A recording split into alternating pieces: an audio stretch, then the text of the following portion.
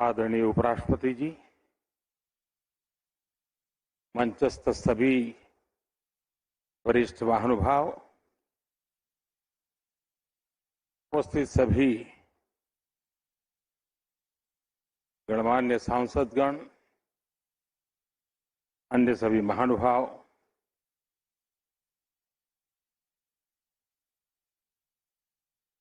जितना मैं वेंकैया जी को जानता हूं, मुझे नहीं लगता है कि विदाई संभव है।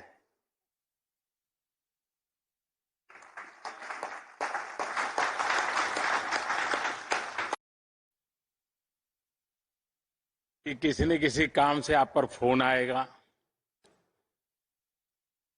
आपके विषय में कुछ जानकारी मिली होगी, सुख दुख की बात होगी तो तुरंत पूछेंगे। यानी एक प्रकार से वो हर पल सक्रिय रहते हैं, हर पल हर किसी के बीच होते हैं, और ये उनकी बड़ी विशेषता रही है।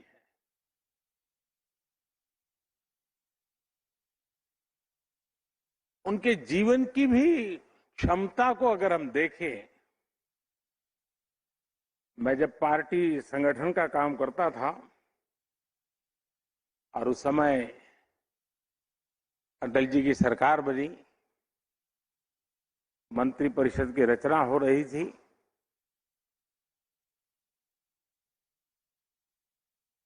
तो मैं संगठन का काम करता था, तो मेरा और वेंकैया जी के बीच संवाद जरा अधिक रहता था। उन्होंने मुझे कहा कि वैसे तो ये प्रधानमंत्री का ही अंतिम निर्णय होता है कि कौन मंत्री बनेगा, किस मंत्री को क्या काम मिलेगा, कौन सा डिपार्टमेंट रहेगा, और ये भी तय था कि साउथ में से वेंकैया जी जैसे वरिष्ठ नेता का मंत्री होना तय था। लेकिन वो चाहते थे कि बहुत बड़ा तामझाम वाला, जरा ग्लैमरस ऐसा कोई डिपार्टमेंट मुझे बचाइए।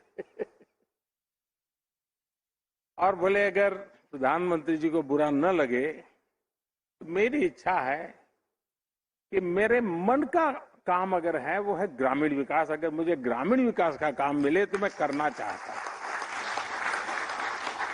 यानी ये पैशन, ये अपने आप में बहुत बड़ी बात है।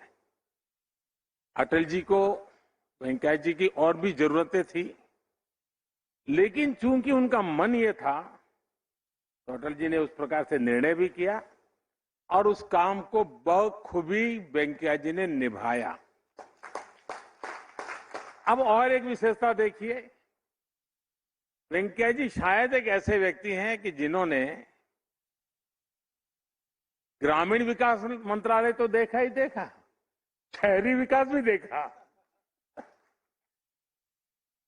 यानी एक प्रकार से विकास के जो प्रमुख दोनों पहलू कहें, उसमें उन्होंने अपनी महारत दिखाई। वे पहले ऐसे उपराष्ट्रपति थे, राज्यसभा के पहले सभापति थे, जो राज्यसभा के मेंबर रहे थे। बाकी ये सौभाग्य बहुत कम लोगों को मिला था, शायद अकेले वेंकैया जी को मिला।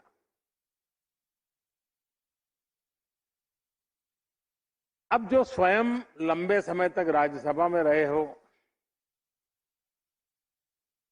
जो पार्लियामेंट्री अफेयर्स के रूप में कार्यभार देख चुके हो, इसका मतलब है कि उनको सदन में क्या क्या चलता है, पर्दे के पीछे क्या चलता है, कौन सा दल क्या करेगा, ट्रेजरी बैंक की तरफ से क्या होगा, सामने से क्या होगा, वो उठ करके उसके पास गया, मतलब ये खुराफत कुछ चल रही है, इन सारी बातों का उनको भलाई भांति अंदाज था।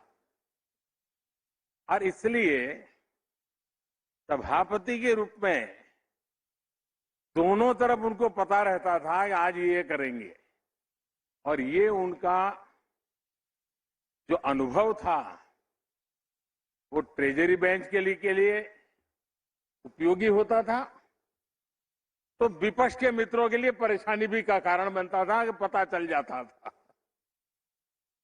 लेकिन उन्होंने सदन को और अधिक सक्षम बनाना, सांसद का बेस्ट देश को कैसे मिले, ये उसकी चिंता। पार्लियामेंट्री कमिटीज अधिक प्रोडक्टिव हो, आउटकम ओरिएंटेड हो और वैल्यू एडिशन करने वाली हो।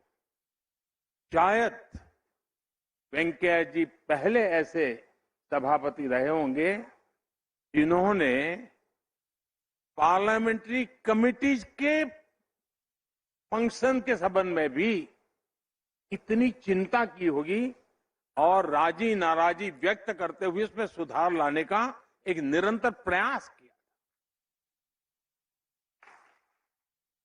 मैं आशा करता हूं कि आज जब हम वेंकैया जी के कार्यों की सराहना करते हैं तो साथ साथ हम संकल्प भी करें कि सभापति के रूप में एक सांसद के नाते हम लोगों से उनकी जो अपेक्षाएं रही हैं, उन अपेक्षाओं को परिपूर्ण करके सच्चे अर्थ में उनकी सलाह को हम जीवन में यादगार बनाएंगे तो मैं समझता हूं बहुत बड़ी सेवा होगी। वेंकैया जी समय का सर्वाधिक उपयोग कैसे हो उनके व्यक्तिगत जीवन में बहुत यात्रा करना, स्थान स्थान पर खुद जाना, उनके पिछले 5 दशक की जिंदगी रही है। लेकिन जब कोरोना काल आया, हम लोग मजाक में एक बार बैठे थे तो बातें चल रही थी। मैंने कहा इस कोरोना के कारण और ये लॉकडाउन के कारण सबसे ज्यादा मुसीबत किसको आएगी? मैंने अपने साथियों को पूछा था। सब लोगों को लगा कि मोदी जी ये क्या पूछ रहे हैं। मैंने कहा कल्पना कीजिए सबसे ज्यादा तकलीफ किसको आएगी?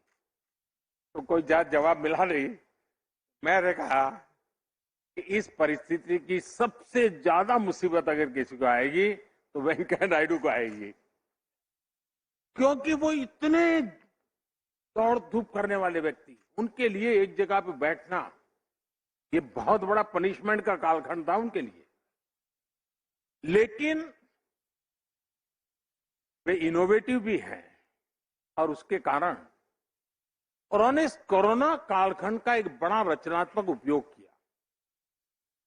उन्होंने, मैं शब्द प्रयोग करना चाहूंगा, वो विद्वान लोगों की नजर में ठीक होगा कि नहीं मैं नहीं जानता हूं, लेकिन वो टेली यात्रा करते थे। और टेली यात्रा उन्होंने क्या किया, सुबह टेलीफोन डायरी लेके बैठते थे और पिछले 50 साल में देश भर में भ्रमण करते करते सार्वजनिक जीवन में, राजनीतिक जीवन में जिन जिन लोगों से उनका संबंध आया है, उसमें जो वरिष्ठ लोग थे, डेली 30, 40, 50 लोगों को फोन करना, उनके हाल पूछना, कोरोना के कारण कोई तकलीफ तो नहीं है इसकी जानकारी प्राप्त करना और हो सके तो मदद करना। उन्होंने समय का इतना सदुपयोग किया था। लेकिन उन दूर सुदूर इलाकों में छोटे छोटे कार्यकर्ताओं को जब उनका टेलीफोन आता था तो वो तो ऊर्जा से भर जाता था।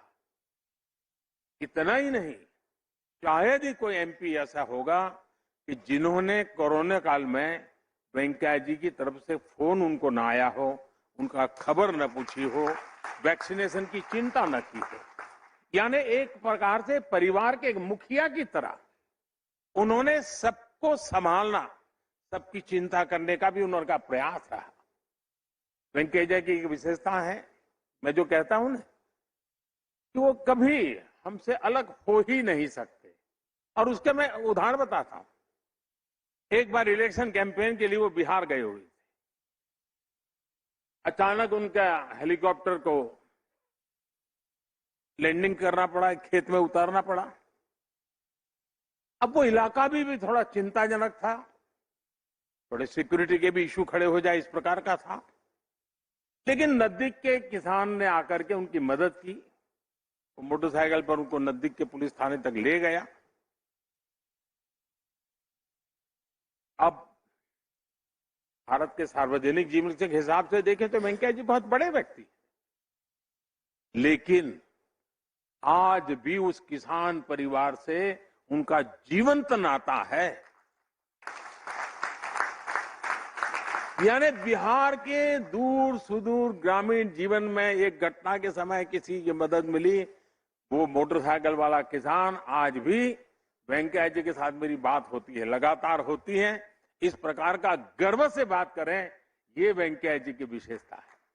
और इसलिए मैं कहता हूं कि वे हमेशा हमारे बीच एक सक्रिय साथी के रूप में रहेंगे, मार्गदर्शक के रूप में रहेंगे। उनका अनुभव हमारे लिए काम आता रहेगा। आने वाले उनका कार्यकाल अधिक अनुभव के साथ अब वेंकैया जी समाज की एक नई जिम्मेवारी की तरफ आगे बढ़ रहे हैं। तब ये बात सही है। आज सुबह जब वो कह रहे थे तो उन्होंने कहा कि भाई मुझे जब ये दायित्व आया तो मेरा एक पीड़ा का कारण ये था कि मुझे मेरी पार्टी से इस्तीफा देना पड़ेगा। जिस पार्टी के लिए मैंने जीवन खपा दिया उससे मुझे इस्तीफा देना पड़ेगा। उसका मुझे कोई संवैधानिक आवश्यकता थी तो, लेकिन मुझे लगता है कि वो 5 साल की जो कमी है वेंकैया जी जरूर भरपाई कर देंगे। जरूर उन पुराने सारे साथियों को प्रेरित करना, प्रोत्साहित करना, पुरस्कृत करने का उनका काम निरंतर जारी रहेगा। मेरी तरफ से, आप सबकी तरफ से वेंकैया जी का जीवन हम लोगों के लिए एक बहुत बड़ी अमानत है, बहुत बड़ी विरासत है। उनके साथ जो कुछ भी हमने सीखा है उसको हम आगे बढ़ाएं। भाषा के प्रति उनकी जो उनका लगाव है और उन्होंने मातृभाषा को जिस प्रकार से प्रतिष्ठित करने का प्रयास किया है उसको आगे बढ़ाने के और भी प्रयास हुए हैं। मैं आप में से शायद लोगों को अगर रुचि हो तो मैं आग्रह करूंगा, भाषिणी एक वेबसाइट भारत सरकार ने लॉन्च की हुई है। इस भाषिणी में हम भारतीय भाषाओं को, उसकी समृद्धि को और हमारी अपनी ही भाषाओं को एक भाषा में से दूसरी भाषा में अगर इंटरप्रिटेशन करना है, ट्रांसलेशन करना है तो उसमें सारी व्यवस्था है। ये बहुत ही अच्छा टूल बना हुआ है जो हम लोगों को काफी काम आ सकता है। लेकिन उसमें से मुझे एक और विचार आया है। मैं चाहूंगा कि स्पीकर महोदय भी और हरिवंश जी भी, हरिवंश जी तो उसी दुनिया के व्यक्ति हैं, शब्द के साधक हैं, जरूर उस दिशा में काम हो सकता है। दुनिया में डिक्शनरी में नए शब्द जोड़ने की परंपरा रहती है और ऑफिशियली अनाउंस भी होता है।